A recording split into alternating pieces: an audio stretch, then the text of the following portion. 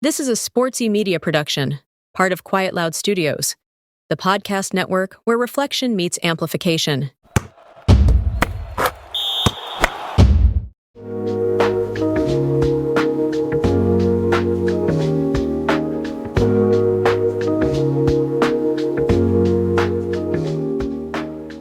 Alrighty, guys. Thank you once again for tuning in to another episode. Today, we've got episode number 9 with a former teammate that I played with, D partner, the best frickin' D partners in all of Hockey East way back in 2009.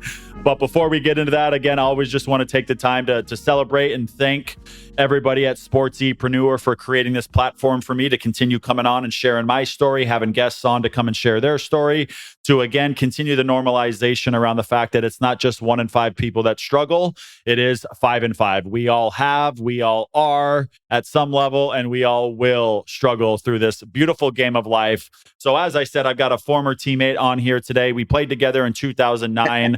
I was a left shot defenseman. He was a right shot defenseman. We were both, physically talented, physically gifted. Obviously, we had to work on those things, but we were both offensive defensemen. Loved playing with him. I remember our freaking D-to-D with the hinge and just building up all that speed. So we could either go in and score or get the puck to Kramer or Verme and let them put the puck in the net. But nonetheless, now I'm going to hand it over to my guest to allow him to introduce himself. So David, go ahead, brother. Thanks, Newt. Yeah, man, it's an honor to be here. Grew up in Arizona. I mean, you and I kind of both came from the West Coast and ended up in Boston, which was kind of unique for us to be out there. But yeah, it was awesome. I was a senior, you were a freshman, and when Crow put us together, man, it was lightning in a bottle. You never know which one of us was going to get after it. But yeah, I mean, like you said, I mean, the mental life that we have to go through, that we've got to deal with these demons, sort of say, right? Like we've got to deal with them on a daily basis. I deal with it even in my real estate business, But the good thing about playing hockey and the mental toughness that you've got to have just to play, a rough sport like that, it's a grind. And, translated over into business, which is super helpful for me. Also, with having a little one running around, I've got to try to stay cool, calm, and collected at all times because I don't want him to get some of those bad habits, of yelling and raising your voice and things like that. But it's an honor to be here, bro.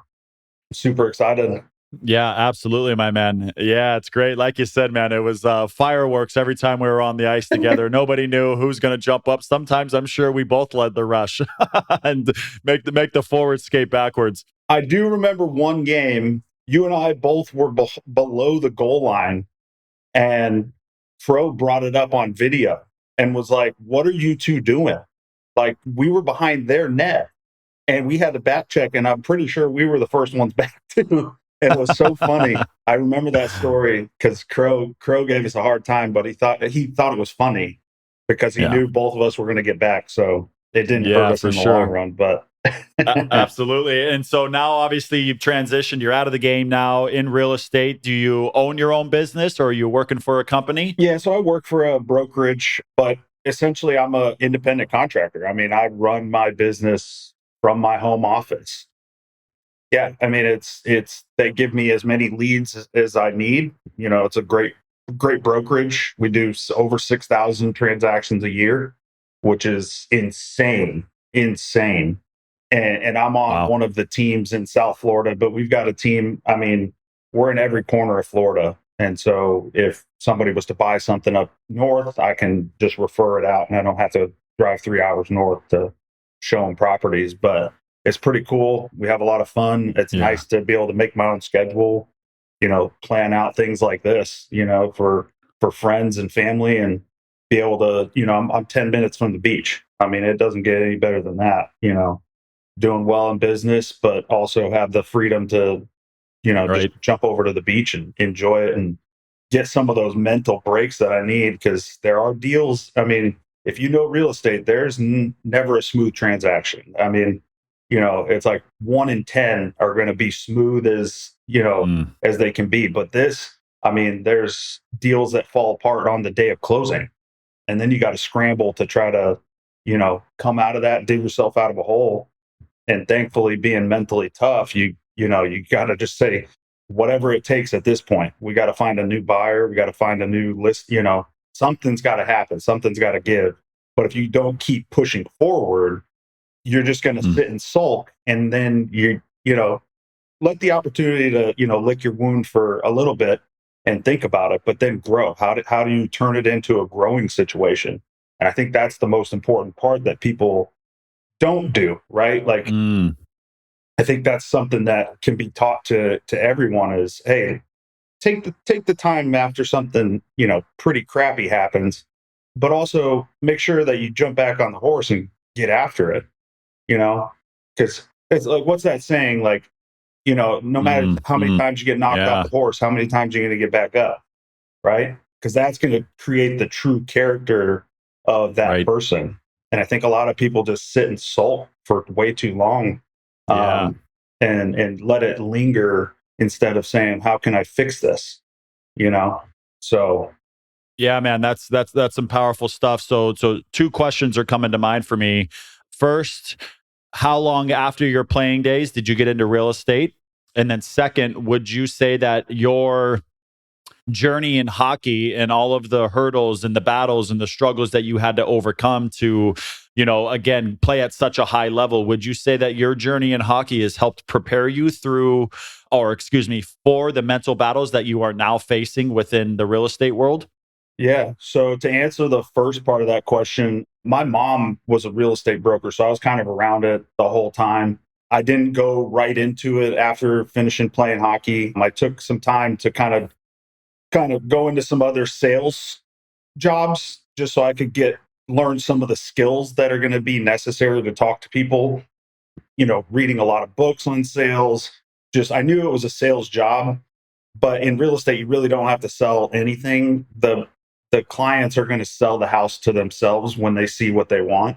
And then it was my job to just kind of say, here's the process that needs to happen. And I learned that from my mom. So I kind of knew what I was going to do, but I just didn't know when.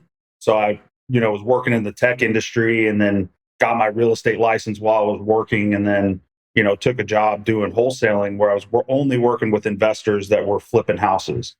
That was awesome. I had so much fun doing it. I got to meet a lot of cool people.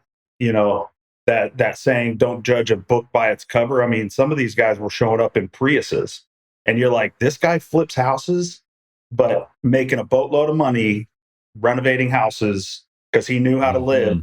And I'm sure that money was growing more. And then by the time he can retire, he's buying his dream house, he's driving his dream car. Then you like look at it and you're like, dang, okay, I need to learn from some of these guys. But then, transition from hockey to, business, that the grind, the mental toughness of just long days with, either bus rides or plane travel, whatever it may be, crappy hotel meals. I mean, you remember those. It's like, I learned, mental toughness with real estate is, not every deal is going to go through the way you think it's going to go through.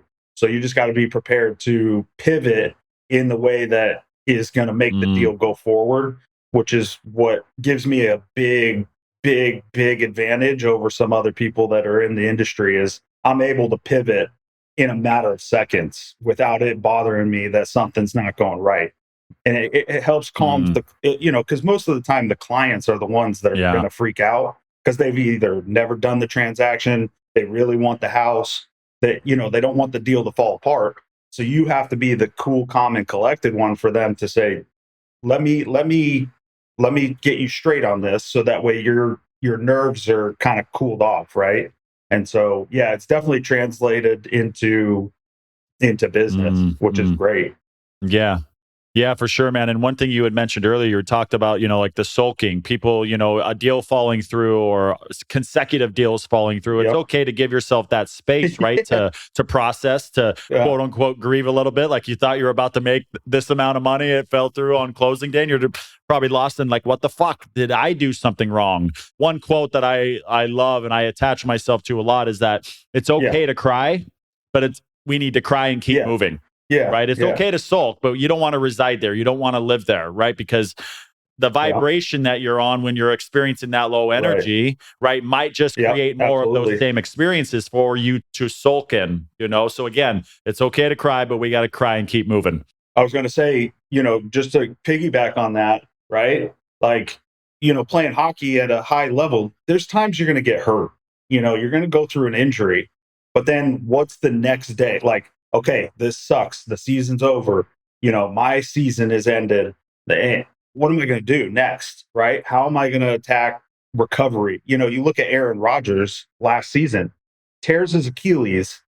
He sulked for probably a couple days. And then he got on the horse and said, how do I get this right? And then came back, and now he looks healthier than he did last year. I mean, obviously they lose the game, but they're playing one of the best teams in the league.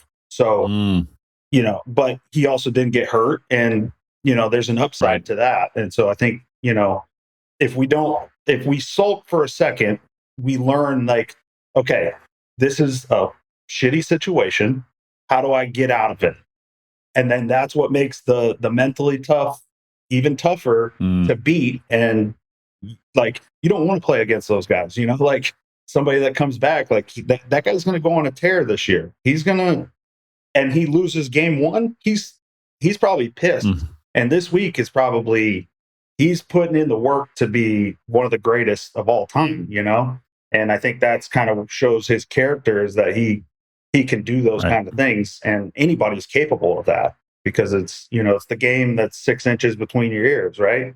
And that's kind of what makes a person who they are, is how do you get out of it? And, surround yourself with the right people, surround yourself with the right doctors that can talk and get those questions answered, right? And I think that's a big thing that people need to learn. Right.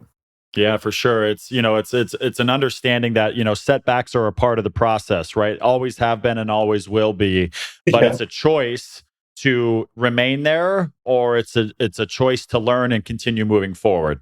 Exactly. And I'm sure, even though you had your mom as such a powerful influence for you in regards to the real estate world, once you really stepped into it, you got your license, right? Now you're an agent. You probably thought, okay, this is all going to be good. I got my mom, it's got my back. It's going to be smooth sailing. So what has the process been like for you when you experienced the struggle or the slumps? If you want to connect it to hockey, of course, there were slumps in hockey. There's going to be slumps in the real estate world. So what's the process like for you for getting yourself out of that and continue attacking? So, I mean, when I first started, I used to write down the scenario. I used to document kind of everything that happened, what went wrong, and then I would kind of just draw out. I mean, I've got a notebook that it sits on my desk, and I take it almost everywhere with me. But I write down situations that happen, conversations that happen, and then I say, how can I get better? It's basically like in hockey, we used to watch game tape, right? Like that was I'm translating this to that, because I don't have videotape that I can just pop on the computer or the TV and say, okay, I'm going to watch this whole thing and then figure out what happened, right? So I have to do it a different way, but I'm translating the same technique of how do I get better, right? That's the key, is try to find one thing that can translate to what you're used to and make it the same. And then don't sulk about watching video and game tape, right? Like as a player, like, it sucks to watch you when you sucked in the play, right? Like it's not any fun to watch that, but how do you react to it? How do you get better? Do you take it to practice? Do you go and say, hey, I can't turn left this good. Maybe I need to work on that, So I think that's kind of the key, is like figuring out what works for you and what doesn't. Okay, man, some great insights there. So first, before I get to that next question, are you still involved in any capacity in hockey? Do you play in any adult leagues or anything, puck play or whatever? I used to when I was in Phoenix. I haven't really since we moved to Florida. We've only been here less than 2 years. So I'm just I've got the 2-year-old, so I can't really take the time at night to go and play. I did go do a hockey camp for type 1 diabetics a month ago, I think it was.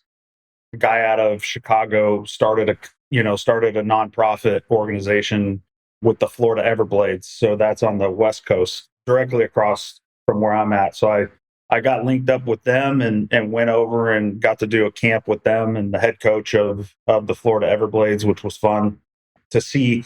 I mean, man, there were probably 85 kids all with type 1 diabetes. It was so cool to see, man. Like, and just to spread the knowledge. Guys, Wow. one of the guys that plays on the San Jose Sharks, he's type 1 diabetic, so he showed up.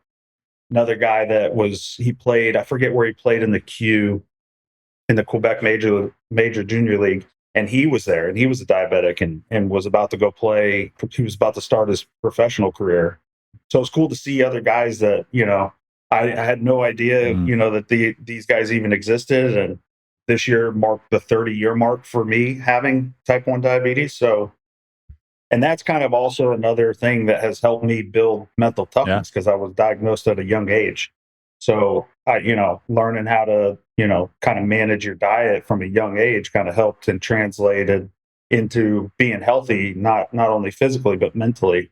So, but yeah, that was cool. That's kind of my extent of staying into it. I would love to, man, but it's a time thing for me right now. And it's not really where I'm at right now, but I still got the gloves, sticks and skates.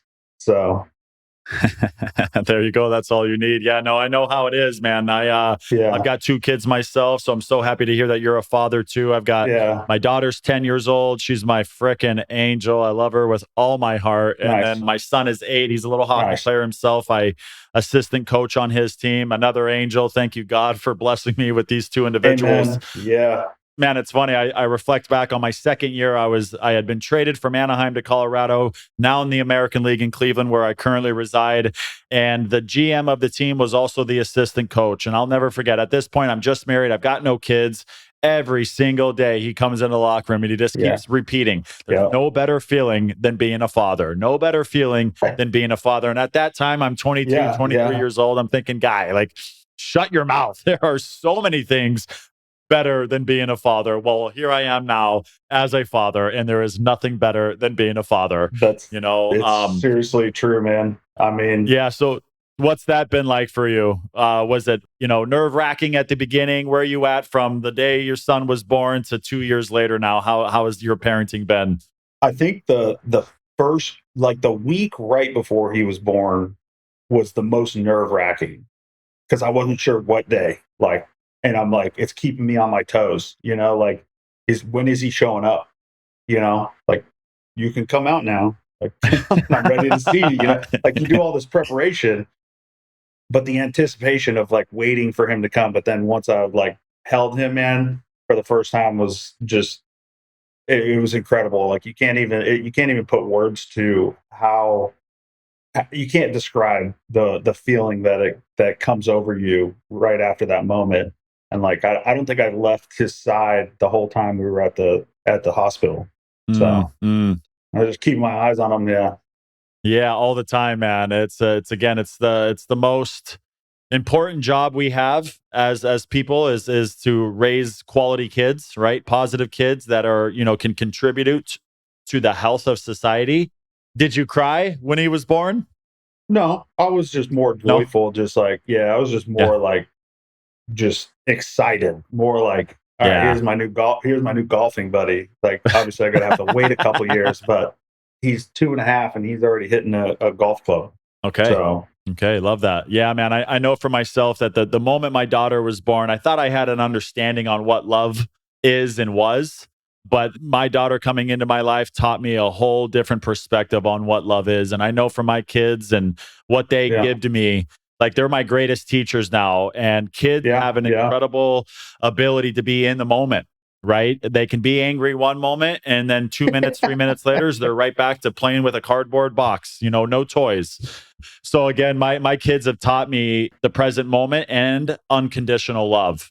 I'm a work in progress. I continue working on myself so that I can be a positive male role model for them. But undoubtedly, we make mistakes. I have my times, and my kids are right there to remind me that I'm okay, that they still love me.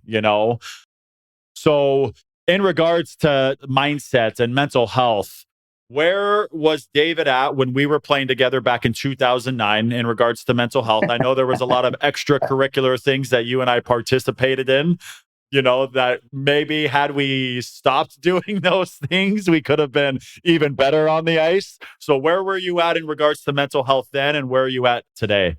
I think there was like during my 4 years at Northeastern, there was a lot of coaching turnover. I don't know if you noticed that as well. Well, I was there just the 1 year, so all I had was Crow.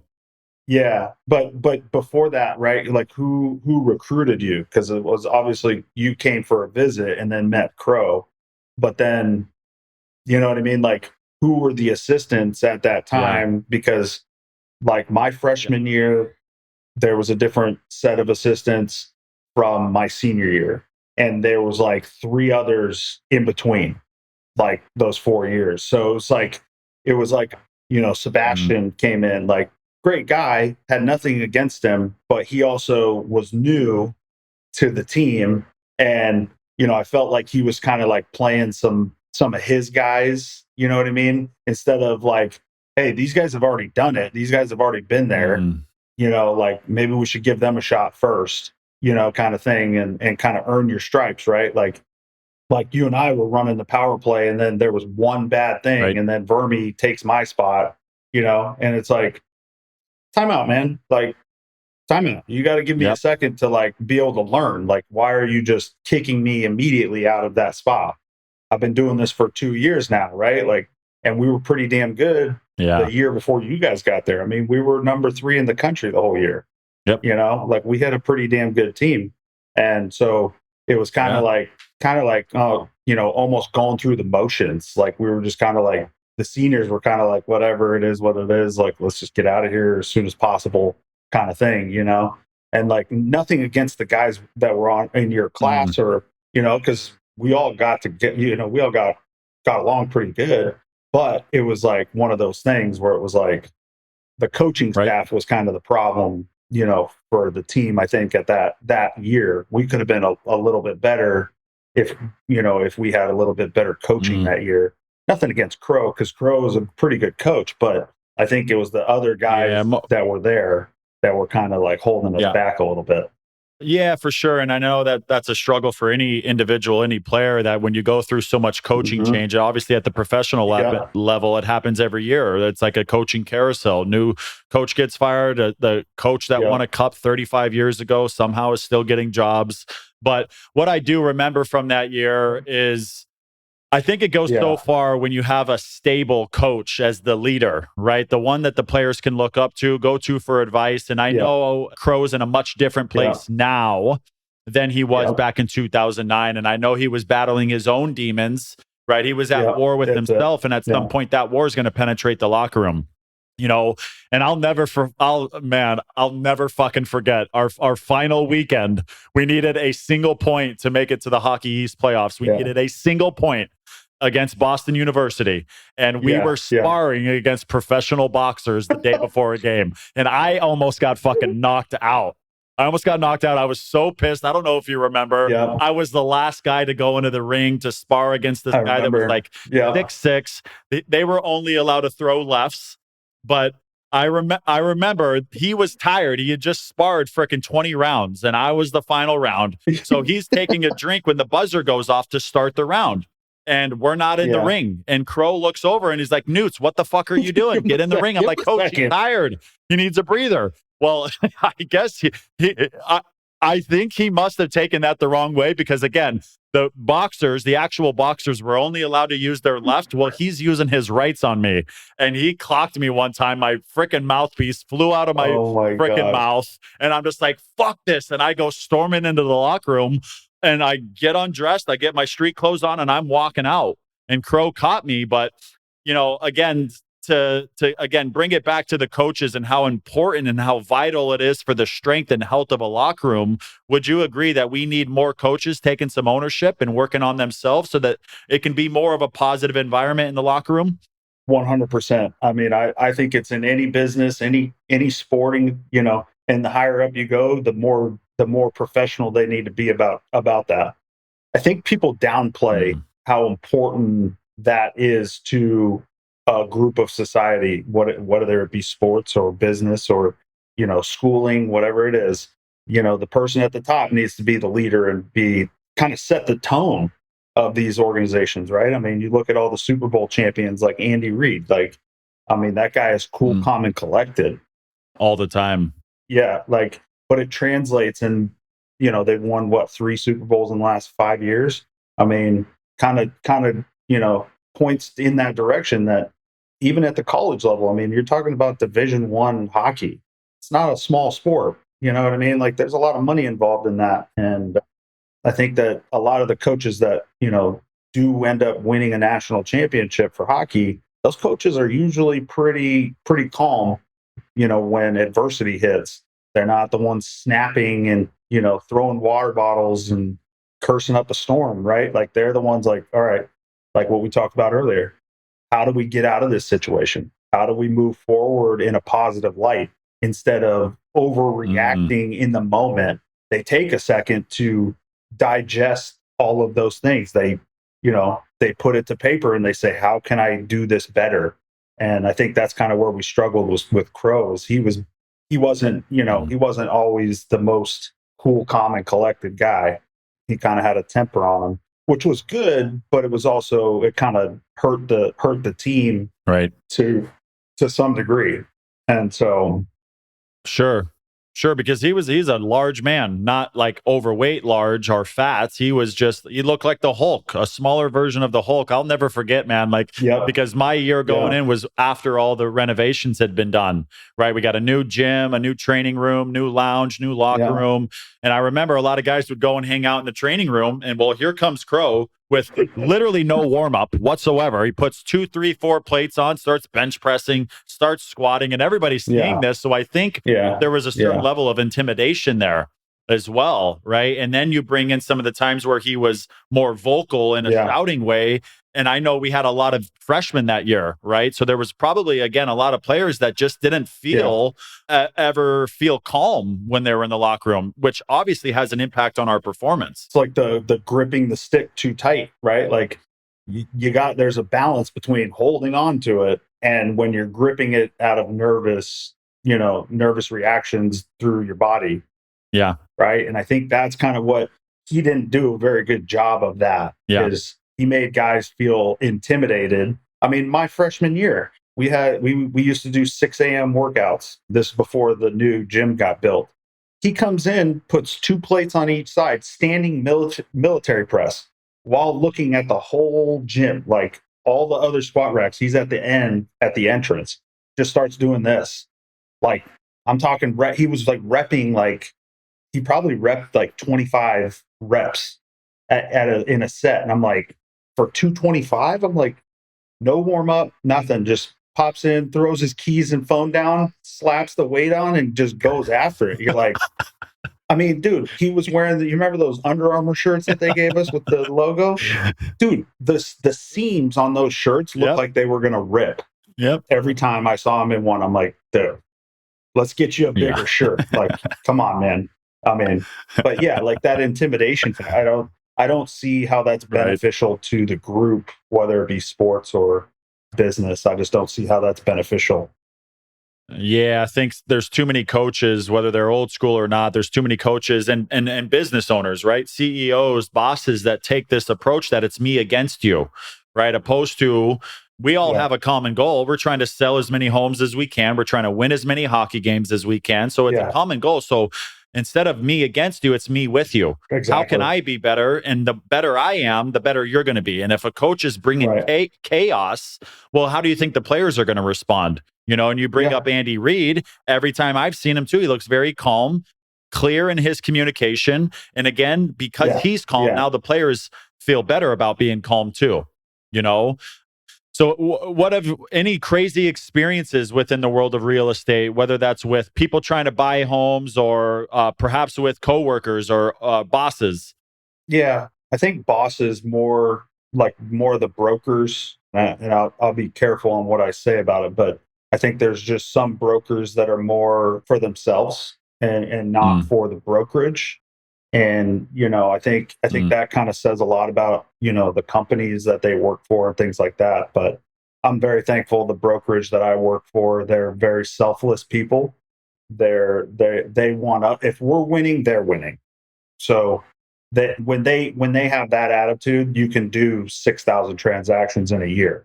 I mean, granted, we have a lot of teams, but we're number 4 nationally in terms of transaction volume for a team, and we're number 1 in Florida for that. So, I mean, it just speaks volume when you have leadership that is selfless. And I think it could be translated over to sports. I mean, you look at very selfless coaches that win championships.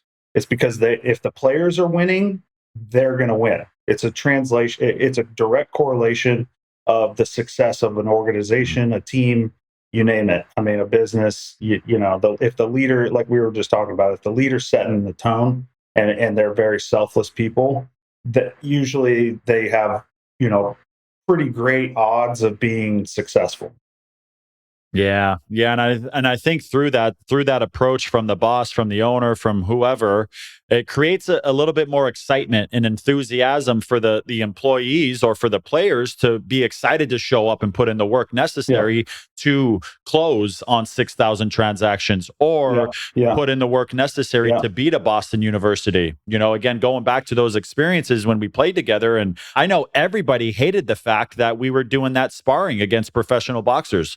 There wasn't one guy there wasn't one guy in that room. I don't care what, if you were even if you were the guy that wasn't in the 20 that was playing the next day, those guys still didn't even want to be there.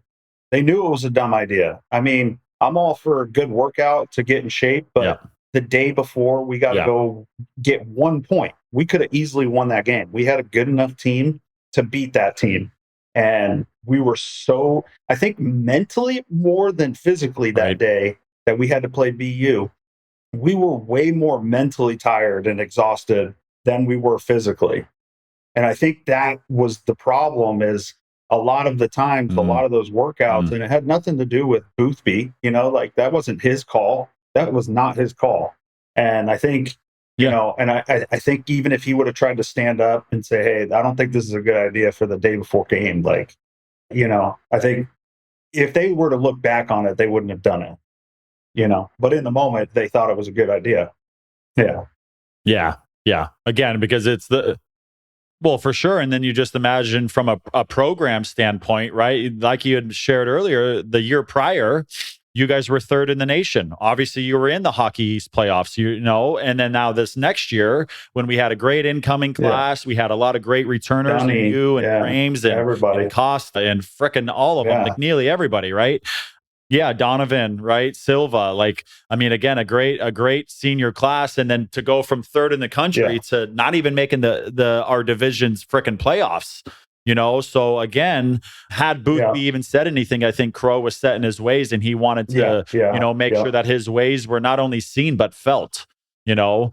Another question that comes to mind in regards to your playing days, I know there's so many players that finish their careers regardless of what level they were able to get to, but so many of them finish and they're not at peace with the fact that they're done now. For you, when hockey ended, for you, were you at peace then? If the answer is no, have you found peace in your life now with the fact that hockey's done? Because obviously you're still young, you could still play, right? Yeah. I still feel young. I mean, I'm just turned 39 this year, so kind of an old soul. But yeah, after hockey, I was not in the right place. I had just broke my wrist, which took me 2 years to even do one push-up. So, physically, I wasn't able to get to the gym and kind of, work out some of that stress. But yeah, I was not in a good place. I was probably staying up too late, doing things I probably shouldn't have been doing. But then now I am at peace. I am in a really good position. Mentally, I've learned to deal with it. Obviously, never went and got professional help or anything, but just knew what we talked about previously. It's about, hey, you can sulk for a little bit, but then what are you going to do about it? Are you going to move forward, or are you going to stay in this rut and dig yourself deeper into a hole? Or are you going to get your ass out of that situation and get to the mountaintop, right? And so there was a turning point where I said, all right, enough is enough. Just woke up, wasn't in a good spot, and then just said, what are we going to do? So thankfully in Arizona, there are mountaintops that you can go and hike and get to the top and see see the perspective, had a lot of time to think, so it was really good for me to, do that and be alone with it, and just be in my own head and to be able to talk, do some self-talk and then just kind of get through those situations and then kind of formulate a game plan on how it's going to look going forward. But yeah, it was difficult at first, for sure. I'm sure it was for you. Yeah. Yeah. Oh, for sure. I know for myself when it's been 4 years now, even though I played in the 3 Ice Summer League, which I'm grateful for, and it was an extension of my career, but that didn't happen until, yeah, it was great, man. But again, that didn't happen until 2 years after I finished my playing career. And so now I've got this 2-year window where I'm just like, I remember when I first ended my career, and it wasn't because I didn't want to play anymore or I couldn't play anymore. It was because I was over being away from my kids. At this time, I'm in Europe playing for 9 months at a time, and I was going through a divorce, so three consecutive years, 9 months at a time being away from my kids. Hell no, I got no time for that. But again, initially after I ended, I remember being in a state of like reflection, like, what am I going to do now? I've literally been playing hockey since I was 4 years old. I'm 32 now. Then this is 4 years ago. What am I going to do? What skills do I have? I've never had a normal job. I only went to Northeastern for essentially a semester. What life skills do I have? But then I realized I got into introspecting and analyzing myself. Like, holy fuck, the game of hockey provided me with so many valuable life skills that I can now use in my life outside of hockey that I wasn't even aware of during the time that I was learning all of this stuff. Like, how many freaking teammates did you play with that you didn't like? So many, Probably a lot more than I would. Probably a lot more than I would want to say, But most of the guys I played with were really great people, especially at Northeastern. I mean, the guys that we played with at Northeastern were all great. I think it's different though once you get to the professional ranks because everybody's kind of, they're there for themselves. It's not really a team atmosphere like it was in college. Like, we were around each other the whole time. We knew we had to be there. Or we couldn't get traded, right? In the professional ranks, you can get traded. Anything can happen, and you just kind of have to go with the flow. And you kind of figure out who your friends are pretty quickly when you're in the professional ranks. But in college, I mean, it was like everybody was kind of friends because we were like, oh, this is cool. We're at a school, like we're kind of doing the same thing. We represent the same university. It's just a different atmosphere than once you get to, and that's in any sport, like you look at college football, like they just have a different atmosphere when you go to the games. Like the students are, they know some of the players from classes, things like that. But once they get to professionals, I mean, once they get to the end of that road with college, then the draft starts happening, right? And then it's all about themselves. They don't care who their teammate is going forward, right? And so I just think that, it was just a different atmosphere with college versus professional.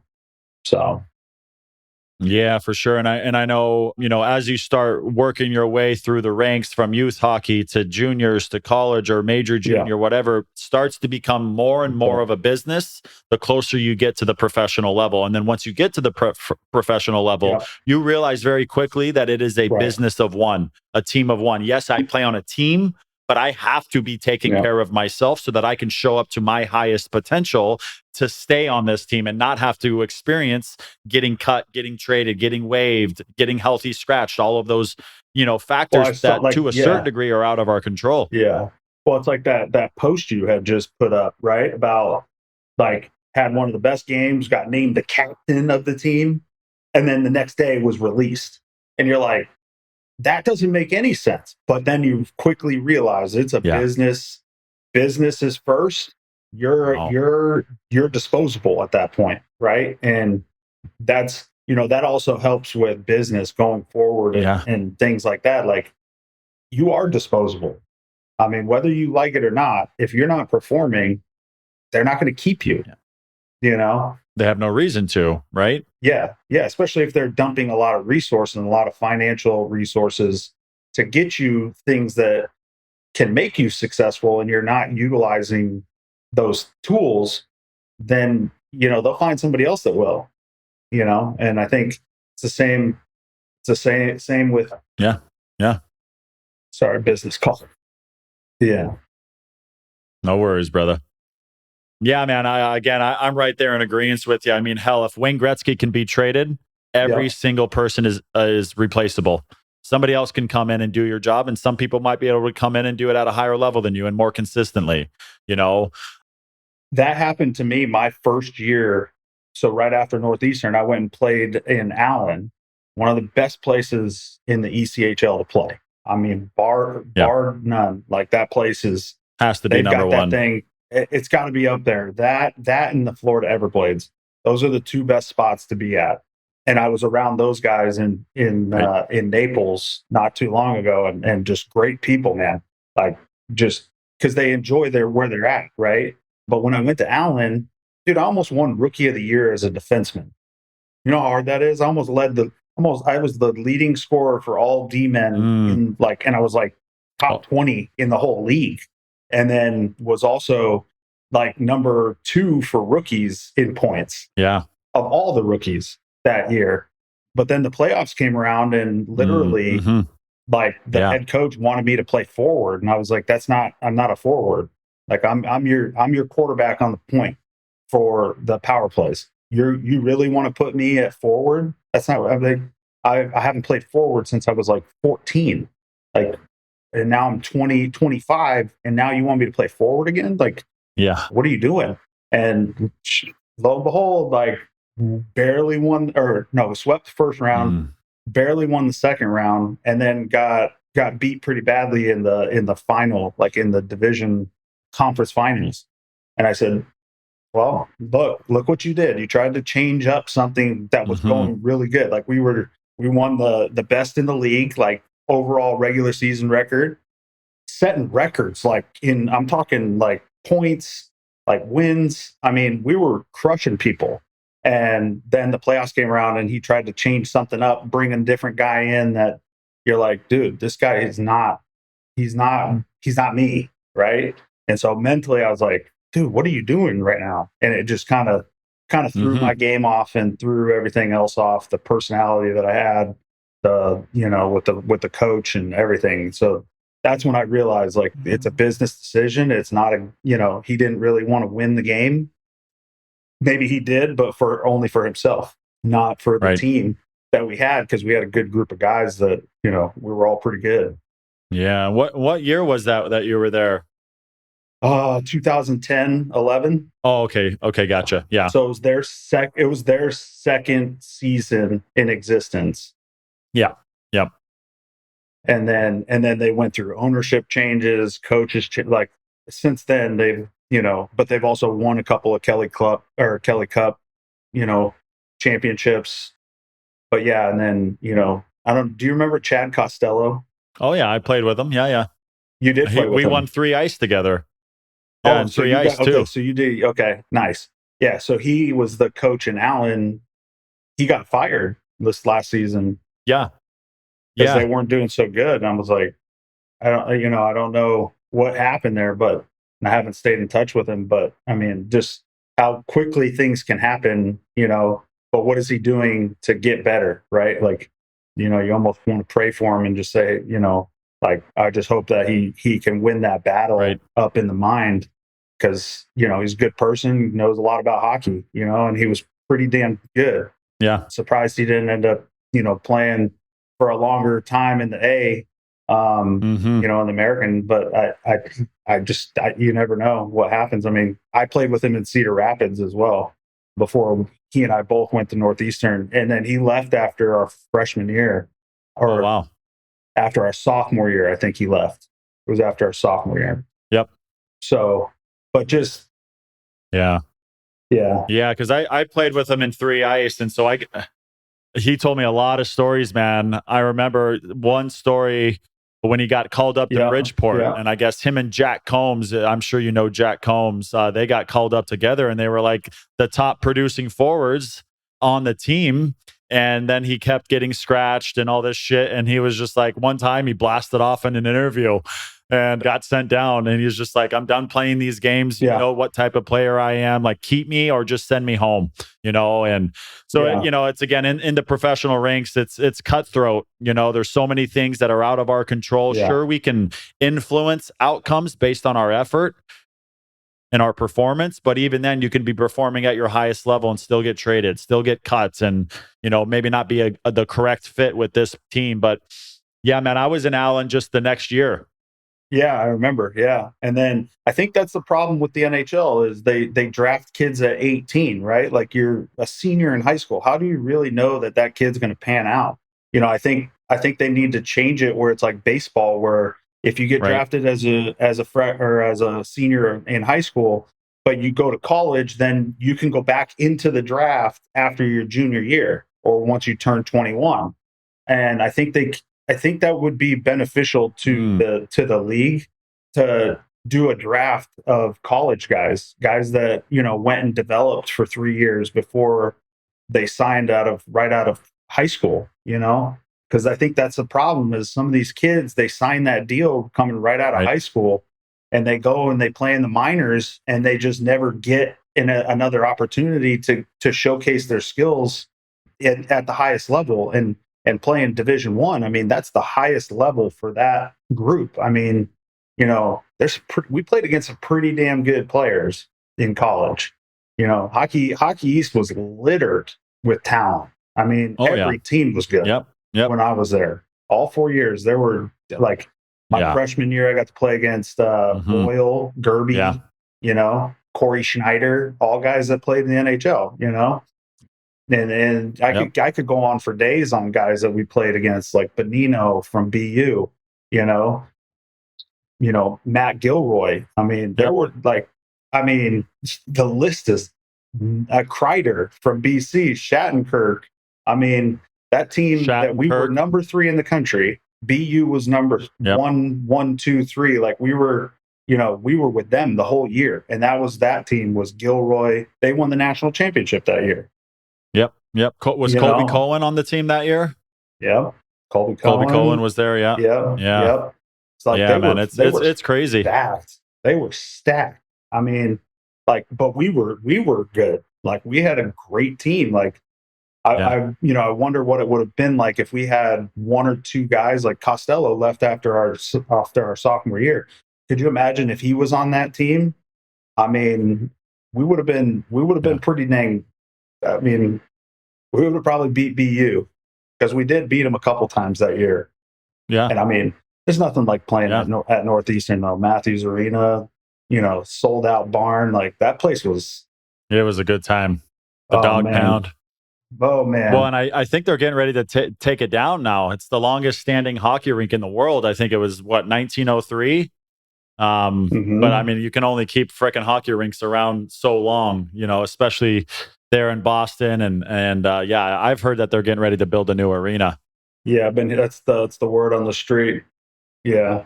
I haven't been back to Boston since I left there in 2010. Yeah, I went back my first year. I was playing in Syracuse, and I was still out of control back then. And I went after my season in Syracuse. I went for about 3-4 days and was hanging out with Vermi and the Daniels twins and just doing hood rat shit, But all right, cool, man. Well, I've got no other questions that are coming to mind. Is there anything else you wanted to throw in there? Any advice or anything like that? Or just, if you're listening to this, just know that everybody goes through struggles.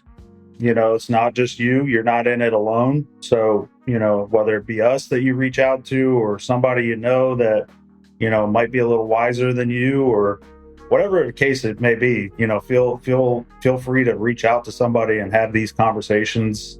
They're not scripted. So, it's more of a, you start with one question and then you don't know where it's going to lead you, and it could lead you to a breakthrough. And I encourage you to do that. Yeah. Yeah. Awesome. Well, again, brother, thank you so much for joining here today. Bro. This is, again, episode number 9. Again, thank you to everybody at SportsE Media, and for all the listeners, you better be liking, you better be subscribing, and you better be sharing this dang podcast, because I'm about to take over, baby. That's it. But nonetheless, that's going to be it for now. Thanks to everybody for tuning in, and thank you again, David. My pleasure. Thanks, Newts.